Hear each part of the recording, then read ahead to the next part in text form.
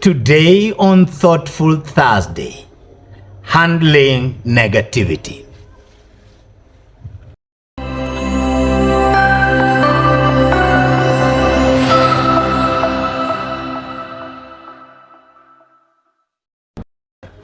You can agree with me that the world has become more and more negative than any other time in history, if what we see and read on media and social media is anything to go by. How do we handle this negativity? That's what we are addressing today on Thoughtful Thursday.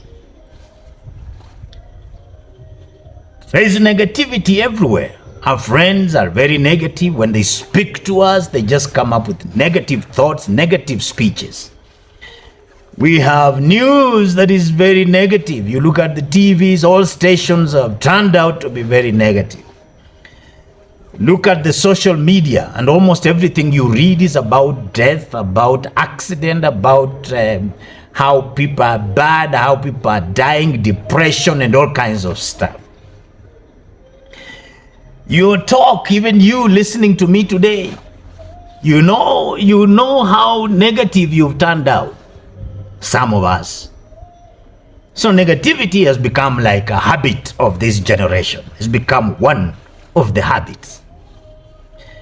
And negativity is very impactful. When you hear something negative, it stays in your mind longer and has a greater impact than a positive thing. You can, like in this media right now as I'm talking, I might have 50 people saying, yeah, we agree with you. But one little guy in a corner somewhere will say something like, you don't know what you're talking about. And it can have a greater impact on me than all the 50 people that have given positive comments. So that little negative comment in a multitude of many comments will affect you more than the impact of the 50 positive comments. Negativity, also spreads faster. Anything negative, everybody will want to click on it and see, okay, what's this bad stuff they are talking about. The people in the media always say it is better to report that a dog has been beaten by a man than to say a dog has beaten somebody. Some common negativity talks are like, let's say you are talking about money. What is negative about money? You'll say, oh, I don't have money, I will always struggle, taxes are high, everything about money is negative. And when you go around, you see that people are still spending money, but they have nothing positive to say about it. In relationships, you might find somebody saying, I cannot trust anyone, and yet they are in relationships, but they prefer to dwell on the negative. You will hear somebody say everyone just lives for themselves, and yet they have friends, but they prefer to dwell on the negative.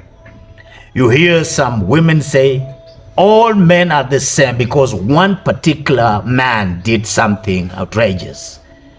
And yet, she probably has a husband or a girlfriend, a boyfriend, or just women friends. She does. All women are the same. Some men say that. And yet, they have friends that are women.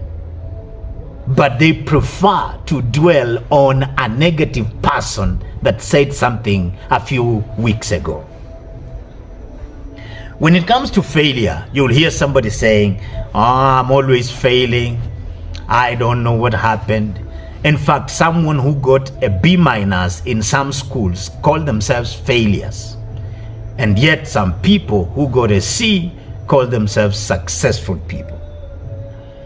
You will hear somebody say, I will always mess up, I always make mistakes, I don't measure up, and I'm not perfect. And they will go to an extent of saying, nobody is perfect because of one mistake by one person or themselves. Negativity always says. And if I tell you that I am perfect, you get annoyed. If I say we are not perfect, even me, I am not perfect, you like it. People like negativity. So let me read you something here in Romans chapter number 8 as we proceed. For they that are after the flesh, they do mind the things of the flesh. But they that are after the Spirit, they mind the things of the Spirit. For to be carnally minded is death, but to be spiritually minded is life and peace. So, it looks like negativity comes from the mind. There is a way your mind can turn negative and it affects everything else that you do. You see, a negative thought, negative minds affect what you believe. What you believe even now has been affected by your thoughts.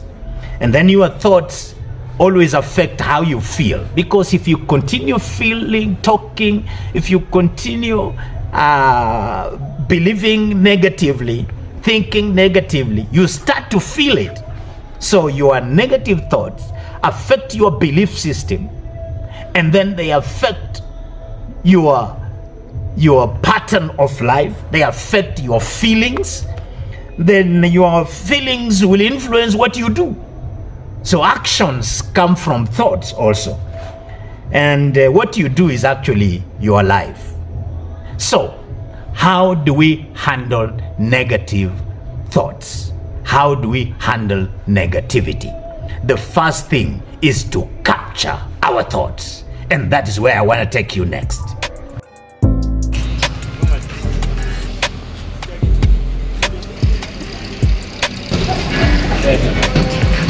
Yo, my people in Nairobi. Pilgrimage, a time to travel away from the city, away from the noises, and get to the presence of God. I'm telling you. My name is Dennis Mololo, and I'm right here in Nairobi, right at the KICC Center. I tell you, people are coming to Rama. Did you know that 3 times in a year, every man should go up to the Lord in a feast? That's a commandment by God Himself, an everlasting ordinance. And one of these times is this Passover 2024. And the Passover 2024 will be beginning from the 22nd all the way to the 29th of April, Monday to Monday, 2024. With the mountain mover from Passover. Ati nasema nini? It is Passover. Dada kama nitoga ni then wa Passover ya kuhereidia. Yo ni ajeni hope mko poa. Niko hapa kwa karibisha kwa Passover. Abantu bakitale, abantu bakakameka, Zika, Pongoma, Webuye, Nairobi, Kitengela, Nakuru, Sibalasi, Mukulilo bali Muku. Kubakaribisha Kitale elaba Passover. Welcome to Passover. Welcome to Rama. I can't wait to see you there. Watu wa Nairobi wanasema Passover at Rama 2024. See you.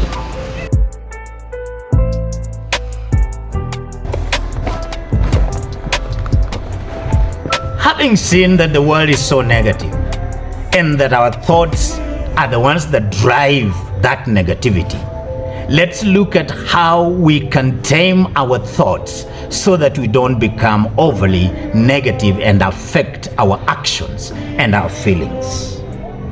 You see, according to what I've explained to you, our life is constantly moving towards our thoughts. Everything we do is constantly being shaped by our thinking. So, if that is what is happening and we are being shaped by our thoughts, we must find a way of dealing with our thinking. The thoughts of the heart, in fact, there's a proverb that says that as a man thinketh in his heart, so is he. So we are products of our thoughts, what we dwell on in our mind on a daily basis. The thoughts of our hearts are self-inflicting. In other words, they cause us to act the way we do. So, how do we handle this? And I'll suggest to you the first step is your mouth. Because your mouth goes two ways. Your mouth informs your thinking or changes your thinking. You see, you can think and talk, or you can talk and think. And if you talk more, you influence your thinking more. Because nobody talks to you more than yourself. You influence yourself more than anybody else. If you see people on the street talking, most times they are talking negative. What happened that I'm like this? Romans 12 verse number 2. And be not conformed to this world, but be ye transformed by the renewing of your mind, so that you may be able to prove what is good and what is acceptable and what is perfect. So the perfect will of God is determined and followed by the renewing of the mind, the thoughts that we have. For I say, through the grace given unto me, verse number 3 of Romans 12, every man that is among you should not think of himself more highly than he ought to think, but to think soberly, according as God hath dealt to every man the measure of faith. So you have the ability to determine what you think about.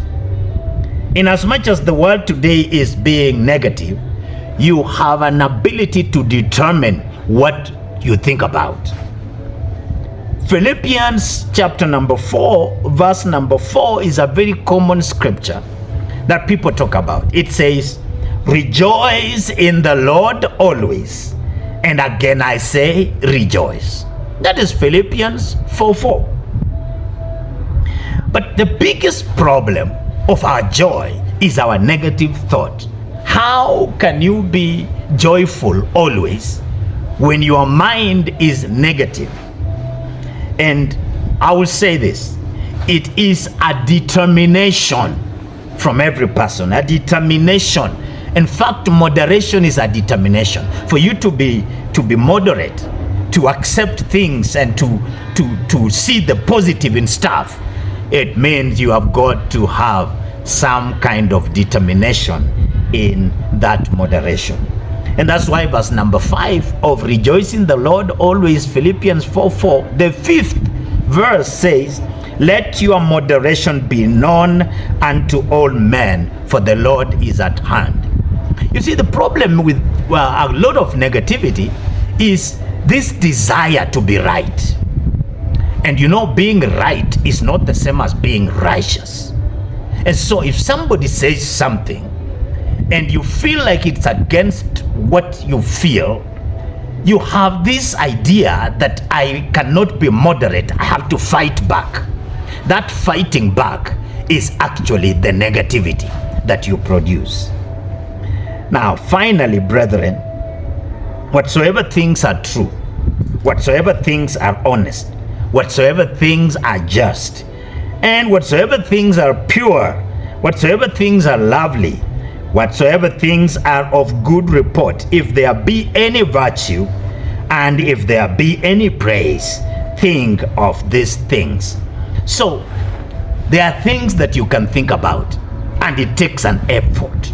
And those things are in Philippians chapter 4, verse 8 and 9. It is an effort. You take effort. You use your energy to concentrate on the positives. And especially for those of you who are born again, I want to remind you that Christ has given us power in us to be positive. We can. Yes, we can. It's not just positive thinking, but it's having the power of God in us to see positivity in what is going on around us. I will endeavor to show you some common negativities and their origin, and then we see how to deal with it. Hold on.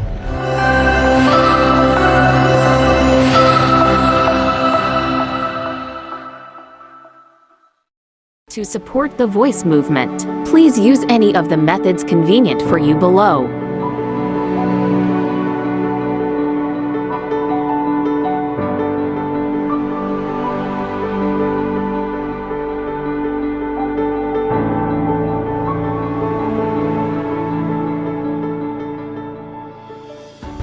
Yes, common modes of negativity that you find around us. And I've just grouped them into 7, and I'll say them out very quickly. Modes or areas of negativity. One is skepticism in relationships. You see, you can be skeptical in relationships until you become negative. And I've already given you an example of this particular person that says all women are fake, all men are useless. Those are generalizations from skepticism because of something that you have faced in life. So, distrusting people, it reflects on how you respond. It's a distrust. There was a time I said something on social media. I just wrote a statement, and then I signed up as pastor. Wow. There was one guy in that particular media platform that really jumped on me because I was a pastor. And you know why?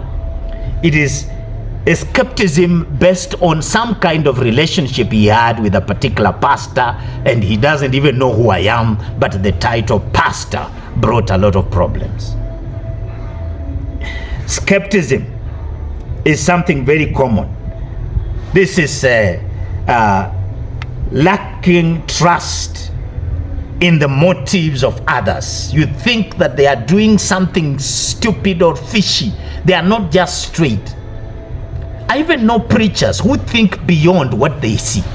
They see another preacher thinking and they preaching and they say, yeah, he's looking for something. He must be looking for members or has had problems. It's some kind of skepticism. Number 2, fault finding. It causes somebody to be negative. You find the worst point out of all the good things going on. You find something bad and negative to say. You know, in one of our programs, I said a lot of things, but there was one guy who only looked at my cape and he said, why is he putting on a cape if he's a Christian? And another one said, why is it written father? Whose father is he? You look for something negative out of everything going on. You didn't even see my nice jacket. You just saw the father on the cape. Number 3, negativity comes from overlooking what is good in everything. You know, all the good things going on. You look around and never see them. It creates negativity. Assuming the worst out of people and out of incidents. For example, you write a message to somebody and then it's on WhatsApp and it blue ticks, showing that he has read the message. And you start waiting. And then instead of just waiting for a reply, you start assuming the worst. Now he doesn't like me. That's why he hasn't replied. He has read and said nothing. Those assumptions, assuming the worst out of people, causes that problem. You know, your son is traveling to come and see you from Nairobi, and then suddenly his phone goes off. You start assuming that there is an accident, there is a problem somewhere. You are always looking for the worst. You will become negative. Then there is something else I call absolutism. I coined that word, absolutism. It means looking at things in black and white. It's either right or wrong. You have nothing in the middle. That's very strange. If one person hurts you, then the rest are the same. So your statement is extreme. This is what is going to happen because it's black and white to you. If somebody has done a little mistake somewhere, you are not able to put it in context. You only put it in black and white. And then you will hear, that's where you will hear statements like that political party and what. Like if somebody was talking to you about the economy of the country and he was putting on a yellow cap, that means that he's a member of UDA. You might end up responding to this person based on what you already have an absolute understanding about. And you may not even hear what they are saying. You will argue for nothing. So being right is also another problem. To be right sometimes is to be unrighteous. You can be right and so unholy and evil and yet right. So being right should not be more important to us than being righteous. You can press your point and push people until you become negative. Number 7, victim mentality. You blame others for your lot, for your situation, for your issues. You blame everybody else. And this is where you find that people are very reactive to people who are successful because they feel like they are victims of successful people.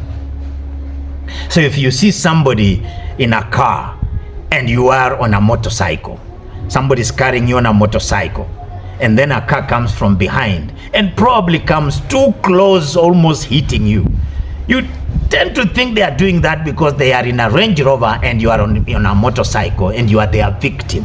Not always the case, but some people just feel like that. The progress of others seems to be a pain to you because you feel like you are a victim of another person's success. I saw this one time. There were doctors going on strike. They wanted to be paid more money in the country. And somebody said, why should doctors go on strike and yet we are paid less? Okay, that strange comparison, victim mentality, relating things that are not related. And the doctors can go on strike, and I saw them say some statements that were really unwise. Politicians are always giving themselves more money, so we need more money. No, that's not the reason why you need more money. You need more money because of the work you are doing. It's not because someone else is getting more money. That victim mentality, imagining that somebody is getting more, that's why you are getting less. That's not the issue. This spreads and goes on to attacks on politicians. Have you ever been on a forum where politicians are there but they say nothing? And some of you blame them for saying nothing. Well, wait until he writes one statement. Some poor fellow who is jobless will attack this person as if he has done something evil against them, and yet they may not even be coming from the same county. Why? Because victim mentality tells you that I am a victim of my situation because of people who are better off in my situation. You think that you are the way you are because of our leaders, so you attack anyone and become negative. Now, how do you turn from this negativity to positivity? I will be very genuine with you, and I'll tell you, when you are already negative, you need supernatural help from God, and you also need an intentional work from your side. There has got to be some effort from you and supernatural assistance from God to turn from negativity to positivity. Philippians 4:8. Finally, brethren, whatsoever things are true, we read that. Whatsoever are honest, Read that scripture. But you will find this. How do I really stay sober on those scriptures? And verse number 9 would be a good solution. It says, those things which you have both learned and received and heard and seen in me, do, and the God of peace shall be with you. That means that the ability to follow some positive people is also very important. Make that intentional for you. Follow someone who is positive. Unfriend those silly friends and those negative people. Unfriend anyone that posts depressing stories and issues around you. Switch off that TV that is negative. You can. Those are issues that you can do. Concentrate on social media platforms that promote positivity and godliness. You can create a godly algorithm by watching the right things. You know, if you dwell on negative things, the algorithm being created on your media platforms is that's what you need. And that's what you will always see. So are you seeing a lot of negative things coming on your media? It is because that's what you've been watching. If you turn it on and begin to look at positive stuff, that's going to change also. So create a good algorithm for your viewing. For those who live according to the flesh affect their own minds, so they cannot think right.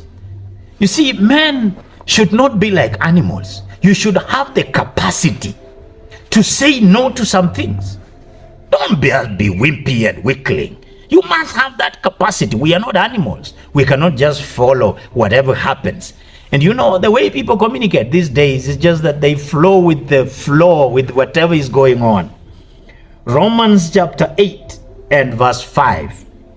Death and destruction comes from the thinking that is based on the system of this world. If you maintain negativity, you will die. That's why people hang themselves. People shoot themselves. People shoot others. People kill their friends. People burn their own houses. Why? They stayed in negativity and depressing information. You can change that by finding someone who is more positive and following them up. And I can say, follow me as I follow Christ. You'll find nothing negative here. I'm serious about it. And we shall go to Christ together and have this success. For to be carnally minded is death. But to be spiritually minded, following the steps that I've given you, it is life and it's godly peace that is going to result from it. Have a very thoughtful Thursday, will you?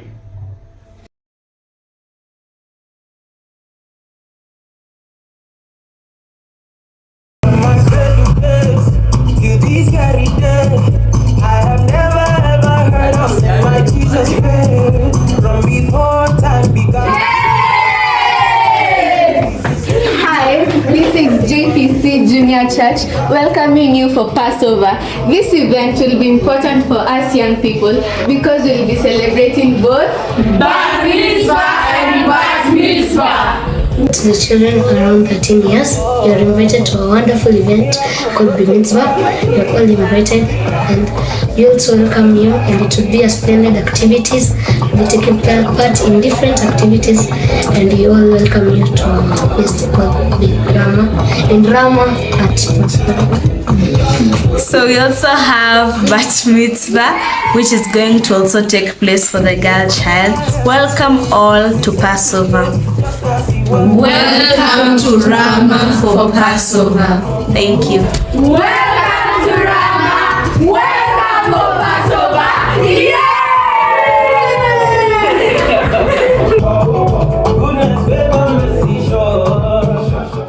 To support the voice movement, please use any of the methods convenient for you below.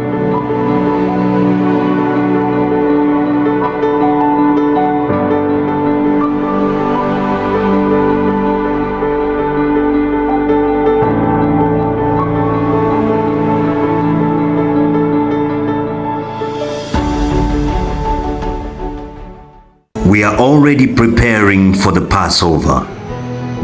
If you'd like to give towards the Passover, please use the numbers on your screen.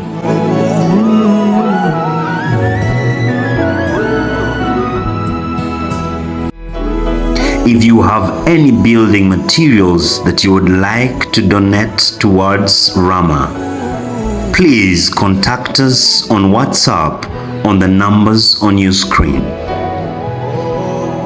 God bless you. Shalom as we prepare for the Passover 2024.